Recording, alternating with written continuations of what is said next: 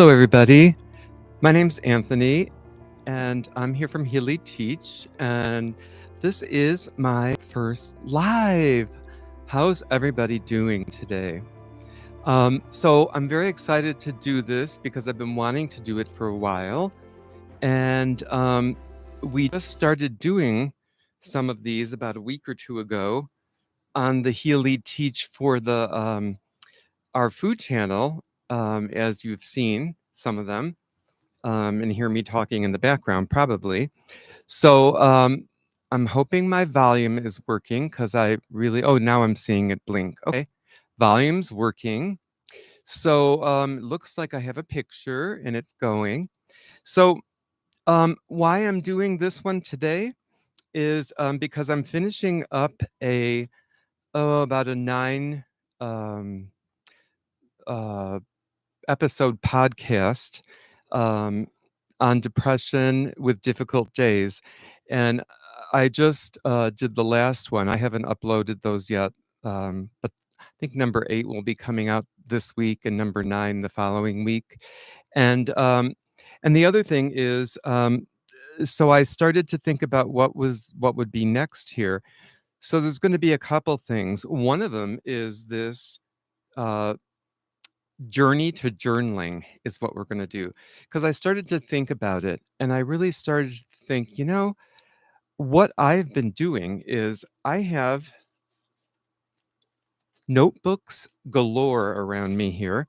Here's another one that I have right in front of me I'm looking at, and I started to think about it and what has brought me to today and how I've gotten through so much in my life. And one of the things is journaling. Because one of the things that I've learned from this is that it will always be with you. You will always have your journal. You can take it with you. You can write it in every night. You can write it in it every other night or whenever you feel like it.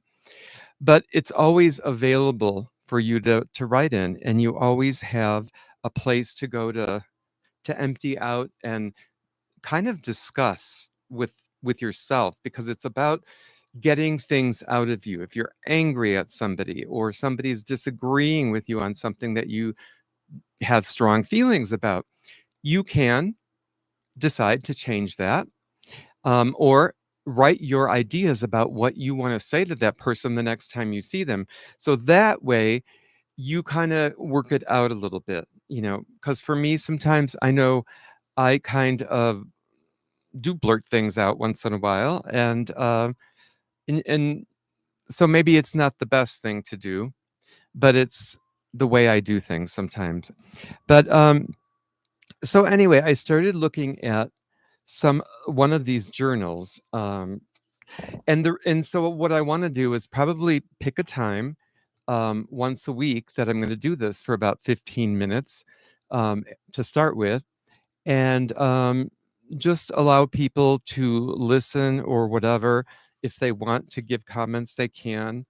Um, so, you know, like I said, I what I didn't say yet is that I've been taking or writing in journals for 40 years. And that's what also prompted me to do this, because I have boxes of them around me here. And I was going to dump a bunch of them.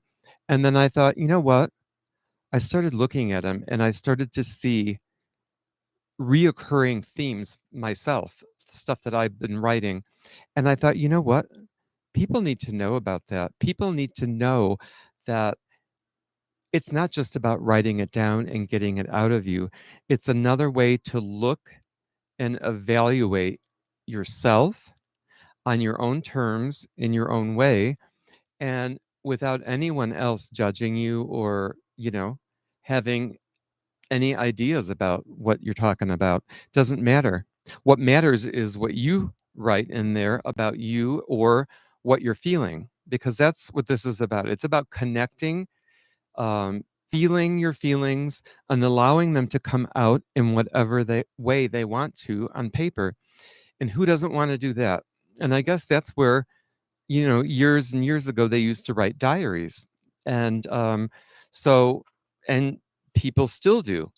But And today's just a different format because we call it journaling. But whether you do it in the morning, at night, during the day, during the evening, before you go to bed, middle of the day, whenever you feel you have time is when you should be doing it, right? So, you know, I started looking at this because I started to think, this is so real because this is just a few years back. And, you know, I had just had surgery in December around the 11th or 12th, I think. This is in 2018, and now it's January 19. And, so I was trying to figure out where I was at and how I was going to go back to work and this and that. Um, I had just had prostate cancer surgery, and and this is exactly what I wrote here. I can only take one day at a time. I'm not sure how to take um, that letter. Must have been some letter that I got, and I hope that I don't get another invoice like that or another bill. Because what was happening is I started getting all these different bills. When anytime you go to a hospital, and especially if you've been to UCLA or any of these other ones, they all want to start sending bills for all kinds of things, whether you had them done or not. Um, so, um, so I'm realizing that I know something's normal out there, and there is ways to support myself. It makes no sense to get into what other people say, do, or I mean, if if you're disagreeing with somebody, then it does, and you can write that down in your journal. Um, so so the other thing is I wrote in here is about taking care of my health and how I was going to get back to getting strong again. And so that's what this is about. And working out 3 times a week, doing what I can do, helping other men understand this diagnosis, um, and create support, which is what I did at that time. So I was doing moderating of a group for, at the time, it was called Us Two. Now it has changed and it is called Zero, Zero Prostate Cancer Support Group. And they have, maybe over 100 of them now. Um, but one of them is an LGBT group. So I just wanted people to know about that. And, because there is a lot of things to go through when you're going through something like that. Um, so it's just about learning all these things, and really everything changes day to day is one thing that you realize. And how you felt one day, you're going to probably feel totally different the next, um, with how you feel, with how your surgery is healing, um, when they want you to go for more blood tests. And then it seems like ever since then, I still have to go every 3 months, but over at that point, maybe it was about every, I don't know, once a month. But so, yeah, I'm talking about getting focused about my health, creating a new way of life for myself and family, and to be more liberal and free in doing whatever I want in the moment to create joy. Because really it's about joy. Um, and so it's about, for me, it was about wanting to create a class or a support group or something. But I ended up just doing the thing that was easiest for me to do, which was to be moderator of the Zero YouTube group, not YouTube, Zero support group that was sponsored by them, and it was on Zoom. It was on Zoom.